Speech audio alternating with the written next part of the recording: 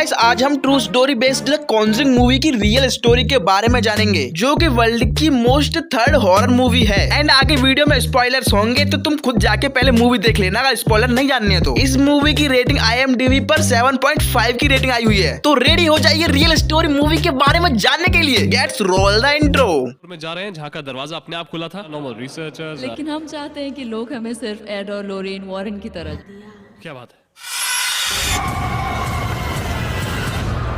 ये बात तब की है जब सन 1970 में ठंड के मौसम में रोजर और अपनी वाइफ कैरोलिन और उनकी 5 बेटियां नए हाउस में रहने के लिए आए थे। ये जगह 200 एकड़ में फैली हुई थी और उस हाउस को सन 1736 में बनवाया गया था। एंड पेरेंट फैमिली ने वहाँ पर 10 साल गुजारने का निर्णय लिया था। कुछ दिनों तक वहाँ पर सब कुछ सही चलता रहा और कुछ दिनों बाद वहाँ पर रहने वाली आत्मा का उन्हें एहसास होने लगा। वहाँ पर कई ऐसे छोटे छोटे इंसिडेंट हुए जिन्हें देखकर साफ अंदाजा लगाया जा सकता था कि ये घर नेगेटिव पावर से घिरा हुआ है। हालांकि शुरुआत में पेरेंट फैमिली का सामना जिन आत्माओं से हुआ था, उन आत्माओं ने उनको कोई नुकसान नहीं पहुंचाया। एंड पेरेंट फैमिली का कहना था कि वे आत्मा उनके बच्चों को खेलते हुए दिखती और उनसे कभी कभार बातें भी करती थी। लेकिन कुछ दिनों बाद वहाँ की सिचुएशन ने बहुत अजीब मोड़ ले लिया। एंड पेरेंट फैमिली के साथ बहुत सारी असाधारण घटनाएं घटने लगी। मोस्टली नाइट के टाइम पर यहाँ पर बहुत अजीब सी डरावनी आवाज आया करती थी। घर में दीवार पर लगी फोटो अपने आप नीचे गिर जाती, वहाँ पर रखी सामान की जगह अपने आप बदल जाती, यहाँ तक कि बच्चों के बेड कभी कभार हवा में तैरने लगते।